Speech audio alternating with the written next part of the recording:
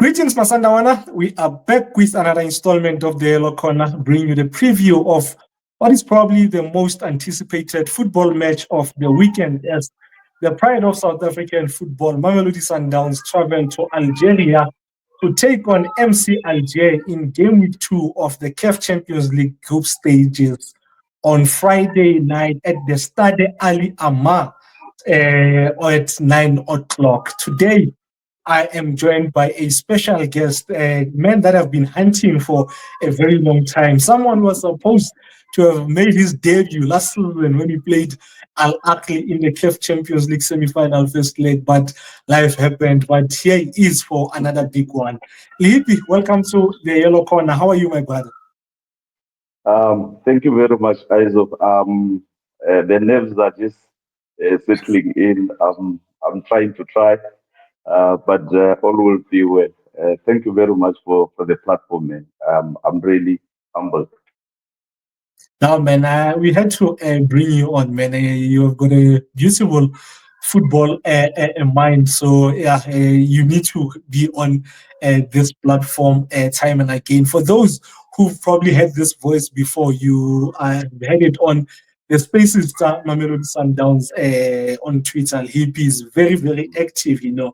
So, hopefully, we win on Friday and he doesn't have to sleep in the wee hours for Saturday because of these space needs, man. But Yeah. before we get into this game, yeah, two coaches whose wardrobes I wouldn't mind raiding. Let's reflect on our last game, game week 1 of the CAF Champions League. Your thoughts on our game against Lupopo on Saturday? uh, our team sometimes it just gives you mixed feelings because when you look at how we started the match, obviously it was obvious that we were going to control the game. We're going to have high percent ball possession, but then it just felt like something was missing in terms of linking up between our central midfield as well as our attackers.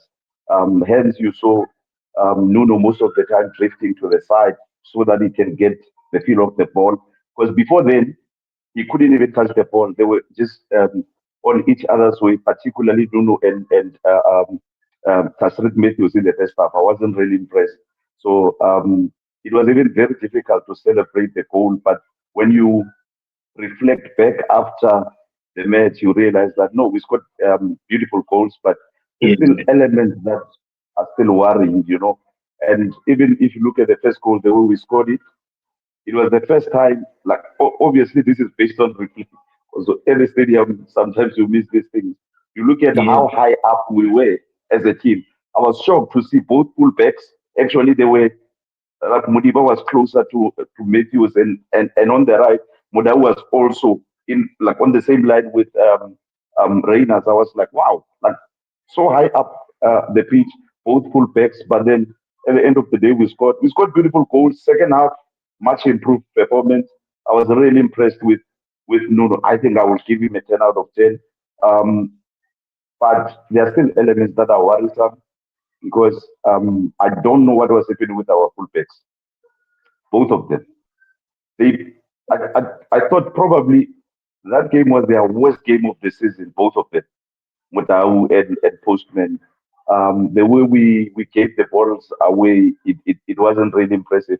I was not impressed. And also, I know we love beautiful players. Some guy even said after that outside foot pass by Resino, it was like things money can buy. But I was not really impressed because you are pumping up these balls, but are you really playing to Reina's strength? Because when he's too far wide, there isn't much he can do. So he needs you to at least come in a bit and play closer to him. As long as he's closer to the box, when he runs off the shoulder, then he becomes effective. Surely, beside the missed chance, I don't think you saw Reyners the whole match. No. Exactly. The question should be, why couldn't we see Reyners? Maybe because we could see him in and out. Yes, he was there here and there, but the most important thing for me, those three, like four, three players up front, like your Racino, your Matthews and Reyners. How often do they get the feel of the ball? Like Mm, I once read an article. Sorry to be long. I once read an article by Kim Foot, where one of the A-League players said, um, Coach Pizzo told them that it's very easy to deal with South African players. Start them the ball, they get frustrated, they lose concentration because they want to have the feel of the ball. They always want, in order for them to get into the game and gain confidence. The more you start them off the ball, is the more they get frustrated. Like I said earlier on, hence you saw Ludo going out. But what really impressed me was when I saw us playing more like a box midfield. I was like, this looks new because at one stage you had Alenda next to Mukwena, and then you had Ricino and Nunes next to each other, and then you had Matthews as well, sort of being closer to Reyners. I was like, hey, this is something new. Maybe going forward we'll start seeing this. But overall, at the end of the day, it was a decent performance. I really can't complain much about it, but with us, we always expect it to be better. yeah, So, yeah. No, man. oh, and one last thing. Can I just mention one last thing? Sorry to just one last Yeah. thing. And the special player at the end there towards the end, the DNA of Mamelodi Sundowns. He just 21 reminded us. battalion. He just reminded us. So this is Sundowns as well as Johannes. Like I was really impressed with Johannes. Three moments. One was the duel, aerial duel he won. I can't say he won it because he was up against two players, but he managed to stand his ground. Two, there was a cross that came through Yeah. and he managed to play. Thirdly was the pass. Like I've been crying for this boy to get a chance as a centre back just to see what he can give us. Yeah, no thanks. Mm. It's funny you mentioned what Coach Pito mentioned, giving South African footballers the ball, and what happens when you do that. If you watched Coach Bulani's after interview, he was talking about Mbule and what happens when Mbule doesn't get on the ball. They were discussing that 10 role, So yeah, funny you should mention that, man. I was very happy that we won, obviously. Great start to the group, And I was surprised at how Lupopo approached this game. I thought they would sit back the same way they did against Orlando Pirates, but they didn't like sit back and pack it, Like they came looking to get something. And I think to a certain extent that played into our hands, You mentioned the spaces that Santos occupied. That surprised me a lot because he was more to the left than he was centrally. So that really surprised me, And the other thing that has surprised me was still Matthews so close to Reyners for the better part of the game, So those are some of the things that surprised me, But the interplay in the second half was really, really beautiful, more so with the goals that we scored. So really happy with the 3 points, man. Getting into more discussions, the forthcoming game against MC Alger. To be honest with you, Nandiki, I didn't want us to draw Coach Ulani's side. Not because I fear his side or I fear Coach Ulani. No, I didn't want to draw MCLJ because I knew the toxicity that will come with this fixture. Not just from one faction, but both factions of our fan base. The one that doesn't like Coach Milani and the one that is that likes Coach Milani. I know there will be the fights, or people going at each other, and I do not like that, And the other thing is that sometimes when you criticize, I'm not gonna lie, I'm a fan of Gulani's football. I've been a fan of Gulani's football. I've never hid it. I've always said it on the yellow corner. I said since Pedro Gulani played the best football for me at Sundowns, And when you criticize Coach Cardoso, it is in a way seen as an endorsement, yeah, Rulani, whereas it has nothing to do with that. You're just not happy with that one thing or two things, So, yeah, man. I don't know why I went that way with that, But tell me, man, with these two coaches coming up against each other, what is the biggest difference between Cardoso and Rulani stylistically? And have we regressed, progressed, or remained stagnant since Rulani's departure? Hey, you are putting me in the corner right there. But let me start by saying, sorry to digress a bit. Let me start by saying I always tell Sundown supporters that if you are a football person and you understand football, you would understand that coaches come and go, and all coaches make their own contribution. Even if they lay one brick and leave, they leave so that others can take over the responsibility. I don't know how many times I've said this on the Sundown space that can we just desist from comparing Coach Pito and Coach Rulani as well as Cardoso? For simple reason. Coach Pito came, he made his mark, we loved him. Coach Rulani came. I still have my own theory in terms of how he left. That is different from most people. But for me personally, I did not want Coach Rulani to go. But personally, I felt like the second last, the third week of June, because he left in July. The third week of Yeah. June, I knew that he was leaving and he was going to win that based on the interview he did with the guys from Morocco. I even shared the link with so many people. I was like, we no longer Oh, have a coach. that long interview, yeah, you Yes, do. Oh, I forgot yes, where they were asking him about models and stuff like that. It was a great correct. interview. Oh, I'd forgotten about that Beautiful. interview actually. Yeah. No, when the whole thing unfolded, I was like, that giggle after that question, that what would you say if we that comes knocking? And he just giggled. That was like, we no longer have a coach. But anyway, my point is just to say, for me, I like to look at coaches based on where they are. I desist from comparing coaches as well as current and former players, because you just you're just living in the past. Dynamics are the same, are different. Factors that are affecting them, like circumstances are different, and you just want to keep on comparing. If you compare Cardoso and Rulan, what are you going to get at the end of the day? I compare Cardoso against Cardoso personally. He had a season, okay, it was half a season, but he completed that season. Now he's in the new season. The question is, between the Cardoso we got last season and the current Cardoso, have we regressed or have we improved? It's very difficult to say we've regressed considering the fact that he took us to the final. That's number one. However, based on performance,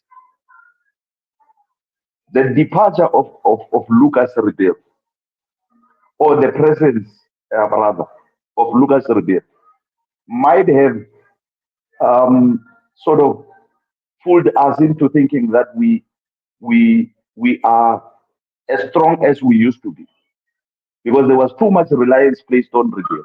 Now, after Ribeiro's departure, you hear a lot of talk about we lack creativity. But my question is always, how do you lose one player and suddenly you lack creativity? Has Sundowns ever been a one-man team? No. We never play with one player.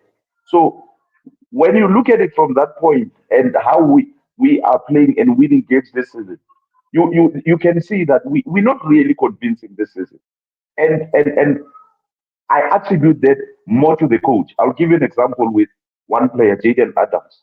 If you look at all the players that came to Sundowns without spending too much time with the coach, they play their football and you enjoy watching them. After some time of being under his guidance, like you can see slowly, gradually, they fade away. You no longer recognize them. Now, that for me, I can only attribute it to coaching, because the Jaden we are seeing this season and the Jaden we saw last season, when he just joined us, he scored 4 goals, more than any of our eight. Suddenly, Jaden, we can't recognize him. It can never be the issue of talent. It's definitely the issue of coaching. Where we are right now, we have regressed. Why am I saying we've regressed? You look at our points tally. Probably this is the first time we go to um, the third match block on 25 points. Probably the first time in 5 years. Now that's a regress. You can't you You can't just, you can't tell me that.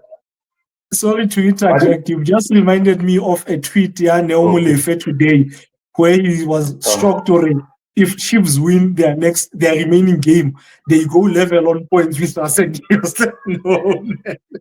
Exactly. And said, unlike when we started the season, um, uh, we started last season, everyone was scared of Pirates. I was like, guys, why are you scared? Because we are competing against ourselves.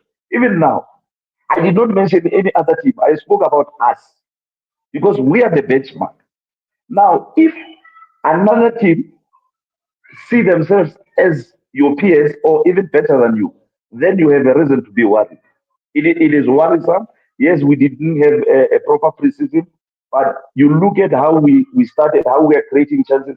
Are you? Can I say I'm happy with the number of chances we are creating? I'm not. Let's not forget that this Lupopo team, against us, they looked a bit organized. But let's not forget that this is a non-football team. You like Mm. a pot four team. Give me the second half performance against a pot two and pot one team, then I'm happy. If I see that consistency, and then even at the back I see that our rest defense it's proper, we are getting goals, we are creating chances, then I'm happy. Look at the chances we are creating. We're creating those typical Santos type of chances. Long ball into the box, header, go. You know, but but I don't want to take anything away from the goals we scored over the weekend. They were beautiful, but I'm not saying we shouldn't get those goals. Um, Sundowns is known to be a bit unpredictable when coming to goals. You go long, you go short. We want to see those. But he's winning. For me, we have regressed slightly. Sorry for being long again. We have just regressed a bit. Thank If you forget regressing, man, why are you bringing on Santos, man? Now you're reminding me of both Sebastian Bugs, John Mark Ithie, Musa Otieno. I just had flashbacks of that final, yeah, Bob save or BP Top 8, they beat us in at the old FNB when the final was a you. curtain raiser for the Soweto Derby. But yeah, man. You know how From it my is. side, where when I look at both coaches in terms of their styles of play, I actually feel like they are both coaching in their home leagues. I think the one is suited for the league where the other is coaching in. So uh, Mm. for me, Cardoso thinks a lot about what the opponents can do to him. I think that plays a huge role in his mind. And whereas Rulani thinks a lot about what he can do in his to the opposition. And uh, when I look at their styles of play, comparing to when they both coached Sundowns, I'll make an example. Cardoso, for me, is more of a Floyd Mayweather type of boxer. He will win the match, but he won't go all out for a knockout. He will go for 12 rounds, and win the match. Whereas Rulani strikes me as more of a Mike Tyson who will try and go for that knockout, risk getting punched, but go for that knockout. So yeah, when I look at their styles of play, I think they are both suited for the opposite leagues, man. You went in a lot on something that we spoke about in private in your response in terms of thinking or not necessarily agreeing with the fact that our squad is weaker than it was in the last few years. After I said that in the last preview, you mentioned a lot with regards to coaching. That's where you see the main issue stemming from. Uh, now that I've brought that up, or you disagreed with what I said last week in terms of the squad, do you want to maybe elaborate further, or you happy with that, what you said and the examples that you used, someone like Jaden? So, All right. I can just add few more examples. You see, earlier in the season, a lot of people were complaining about Tashrik, that Tashrik is always losing the balls, Tashrik is always hiding, and I always told them that, guys, if you remember the goal, which game was it? The Galaxy goal. Was it the Galaxy goal? Where Grant played a vertical pass to Reyners, yeah, right? Galaxy, yeah. I told those guys, if you notice, since we started benching Mad, you know, gonna have those quick passes forward, cut back goal, you know. And even if you go to the left, we are more obsessed with let's consolidate and have control of the ball. Then we think of what we can do, and that gives the opposition chance to regroup. If you check most of the teams, what they do, they sort of converge a bit, they tuck in. You find that their number nine is always tricking Tebo Omukwe, and I expect nothing different coming into the next game. Now, what then that does, it forces our fullback, I mean our centre backs, to be the ones who initiate play and try to find vertical passes. Because Spencer is always smart. He always has to go sideways because there's always two or one or two players in front of him. Now the problem is you find um, Matthews availing himself on the left. Cupido, instead of passing Matthews, he will give it to Mudiba. And you know, Postman has to, you know, after he does that, they close the channel. Then you rotate it again. So even our like the way we move the ball, it is too slow to enable us to like quickly feed the like our attackers. We are too I don't know how to put it, but we are very slow in our build up, and that helps the opposition to actually close the pockets and the channel. If you check, if you remember, before when we were playing Pirates, the first 11 minutes against Pirates at Orlando, Pirates could not deal with Mshish. Now Mhm. the question is, was it because of the coaching or was it because of who Mshishi is? Who can mark Mshishi? Mshishi finds space where there's none. Are you telling me that Nuno can't play in tight spaces? Are you telling me that Resino can't play in tight spaces? Sales. Because if you check, most of the time Resino receives the ball, wants to release it quick. Are you telling me Resino can give you what Sales did in terms of holding the ball, having that extra touch, attract attention so that another space can open up to release the ball? Why do we always look for a safe pass? Why do we always look like you look at Nuno as well? Sometimes the game before last, he was just trying to release the pass way too early, and I'm like, we just need a player who holds on to the ball. And I like the fact that you see now that you've asked this question, I couldn't watch Algiers, but then I got this sort of training match to try and see how they played and stuff. One thing I can tell you about that team, they are pressing machines. Those guys press like crazy. Like their midfield three, they press like crazy. You understand? So when you have players who are scared to hold on to the ball, now it becomes easy for your opposition because they will just release it for the sake of releasing it. But the question is it a matter of lack of talent or the instruction from the coach? Because we know Salas can do it. We know Mhm. Ziggy can do it. Nuno showed us that he's actually a baller. He can run all over. Actually, the way he covered the ground, I was shocked because he was just all over. And if you tell Nuno to do that, just roam around, get into pockets. Are you telling me he won't be able to punch holes in whatever? Because we all know that with Mlungisi, you're not gonna find a space in the central channel. You know that he will congest that central channel. Now, what are you going to do? Because if you are going to play with Mudau, you are not going to get a cross. Yes, he's a very good player, But my issue is, you look at our players individually. Are our players giving us their best? People are saying we are not playing well because of these players, but the players are playing to instructions.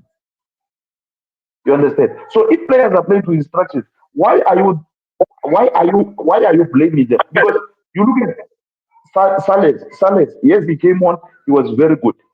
But I always have this image of Salas and Diwan in one match, like in the same match, or the same lineup. I can't remember if it was Chiefs or what.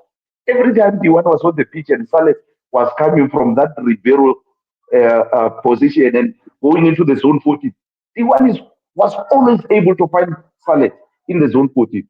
Now you ask yourself, how many times do we always find space around the zone 14? Because for you to find space, you must have someone there, isn't it?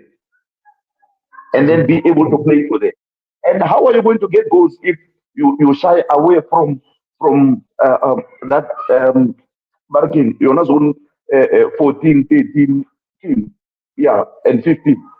If you're scared of that area, how are you? Because if you check most of our balls, it's midfield as well as it's our central midfield as well as our defenders. But the areas that needs to be navigated by our attackers, that's where we fall short. And it goes back to what when I was said the Mayweather. Because when you box smart, it's not about how often you are on the board, but is your squad profile that of Mayweather or of Mike Tyson? you Mm. know and that's where I differ with most people, because for me, even Tiki, man, I know I haven't seen enough of him, but imagine Tiki playing as an eight, not as a 10, as an eight. You'll get much more vertical passes from him. But you check how he plays. Few games that he has played, every time he receives the ball, he looks for Teboho Mugwen. You can't tell me that all of your eight, when they receive, Mudawi receives the ball, five, and then he looks for Mugwen. All of them, they do the same thing. That's coaching.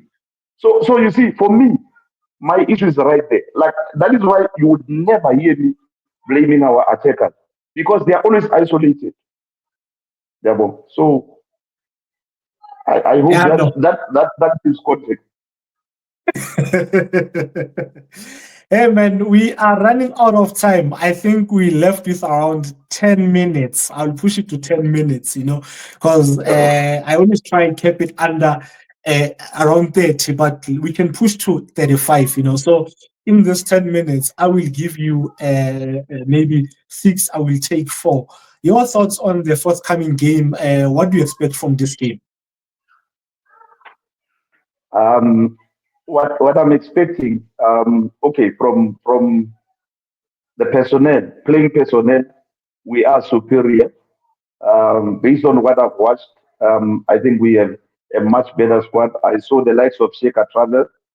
Chances are he's fit to start, or maybe to come on as a sub. So we seem to be looking good in terms of the personnel. And then in terms of Hilal, through just my little research, I realized that they actually um, missing about four or so players, four key players, two central midfielders, a striker, as well as I think a defender. So that is very crucial for them, considering that they are coming up against the last season's finalists. And then you look at the technical teams. I'm not sure if Sundowns still sends our guys to the opposition Gulam is gone. You saw his tweet last week. Gulam is good. Yeah, he That's left a what few months worries ago. me. So I don't know if there's someone that they send to go watch the opposition, do a proper opposition analysis. So I don't know. I'm not saying there isn't. I just don't know. I could be wrong, but I think I saw Khalid by the data out over the weekend, But and the that thing is, worried me. Khalid, the other thing, he's not necessarily, he's not an analyst. He's part of the traveling party that goes, leaves first to go and check out resources, not necessarily go to analyze the opponents. So Remember, he was traveling with Gulam. They were doing Gulam, the yes. admin, then Gulam will also do it because he can't just do it. Yes. He only wait for matches and then But my issue is if you are seeing Khalid here and all your analysts are new, that says to me Sundowns hasn't sent our usual scouting pack because he's the one who guides them. He knows the continent. If he was around, then chances are we did not send anyone to go and scout. But that's besides the point.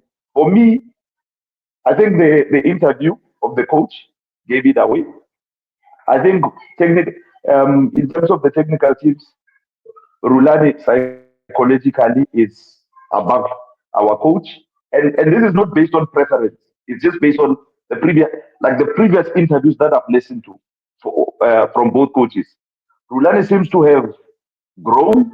He seems to have been he sounds a bit calmer now and a bit more relaxed and logical in his reasoning. Whereas our coach, simple question that he did not even understand gets triggered. That on its own for me says we should be worried. We should be worried going into this match.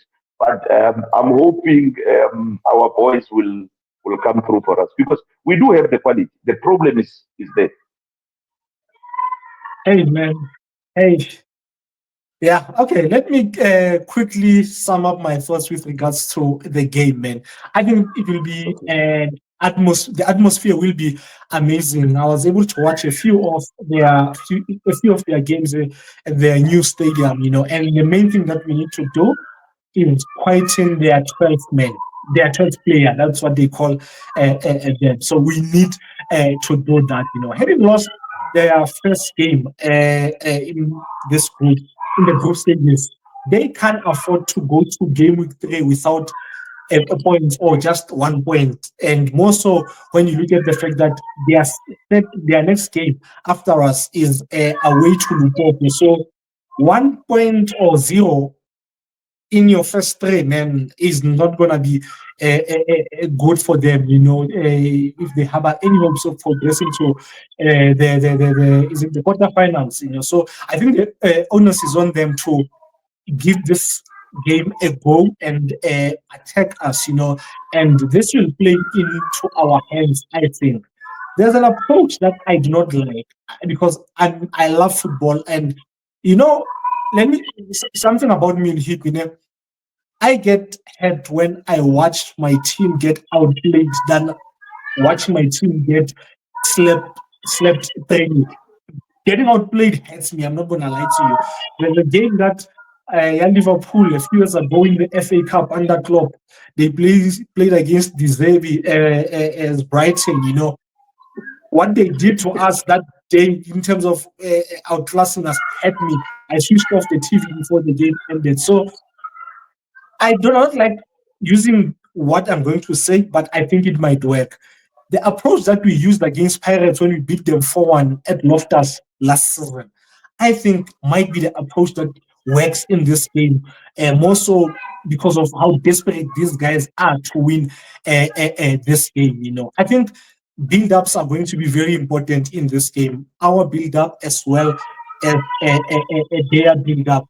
I think it will be very important to circulate and rotate the ball at the back, suck them in. Once they come in, we are able to bypass their press. I need Nuno to be central, not be as wide as he was in that game here, in that second line to receive, more so because we most probably going to build with Allende and Tebza being part of the build-up, so there needs to be someone in that hole here, the second line, their build-up. Their goalkeeper, their number one goalkeeper, Guanduz, Hulani reckons he's in the top three of the goalkeepers that we have in the continent, in terms of, I think, saves, In the game, Yahilal, he was not, I do not remember him being involved at all in their build-up. it was always the right center back who was starting play for them, So, and what that guy did, man, he always played the ball. He opened up his body. He played the ball to the right. Always. He never played the ball across his body. So that tells me already their strength lies in building on that side, So maybe we can force him to play the balls across his body. Hulani is obsessed with possession, and you mentioned something. Their press and counter pressing, they proper with that, and they get a lot of their chances from doing that. The goal that they scored against Parado came from that, and most of their chances come from that. But it's just that they do not finish. They are not lethal, Hence, they always win 1-0 or the deficit. One goal. So we need to be careful of that. Do not let their number 21, Tapti, the guy who plays very tight, more the leggings, get involved too much in their build-up. I really like what I saw of that guy in the little that I saw. Finally, last 2 points. A lot of theatrics to be expected from these guys. Our players need to be smart, Be careful when you commit the fouls. We know North Africans, the rest will give hometown club decisions, So we just need to be careful of the theatrics, Their captain, Abdelawi, he plays on the edge. That guy is always angry from the letters that I saw. Like he's always on the edge. I need Reyners to get in his head, force him, get him over the edge, for him to lose focus on the game. Lastly, get men into the box, get as many men as possible into the box, because what I've seen from these guys is that they get caught napping a lot of times in their box. Hey man, we are almost out of time. Your lineup? I will just give it to you, but I think these days it's even boring to predict a lineup. But obviously, it will be Ronza, Grant, Cupido, Postman, Kuliso, Devza, Alende, Nuno, Ricino, Matthews, as well as Reyners. But if I were to give you my preferred lineup, I would say in this case, because you your team lacks that element of surprise. Everyone knows how we're going to approach the game. Yes. Bring in an element of surprise. Even if you say, let me sacrifice Racino, let me push Nuno to that zone that we were talking about.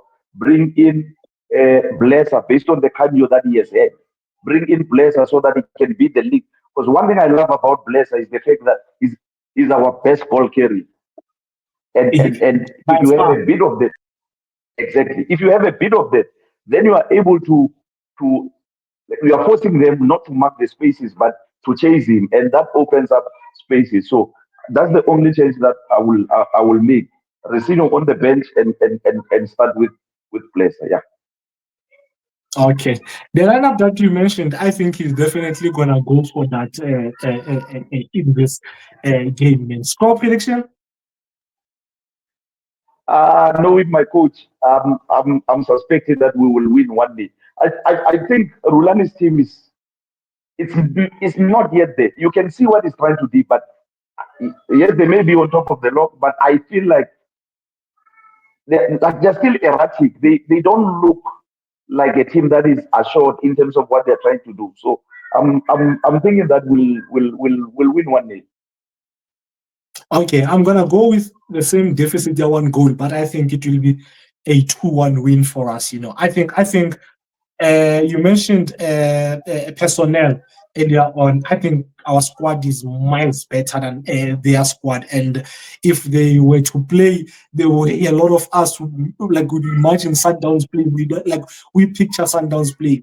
We should be beating this team. But yeah, man, good luck to Coach Cardoso, the technical team, the boys of the club as a whole. Make us proud, guys.